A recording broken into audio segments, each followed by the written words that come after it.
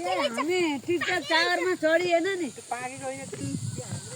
Proprietor हुनुहुन्छ यहाँ uncle खरबुजाको खरबुजा खेती यसरी आछन्। हामी आज खरबुजा खेतीको अवलोकन गर्न आइरहेका छौँ। यसको लागि यो खेती गर्ने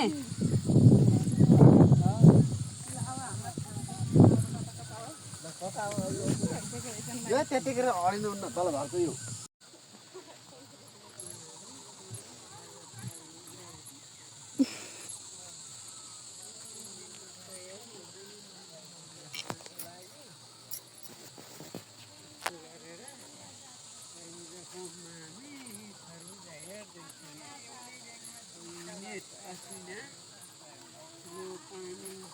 बाटो बचाउनको लागि यसरी जाली हालेर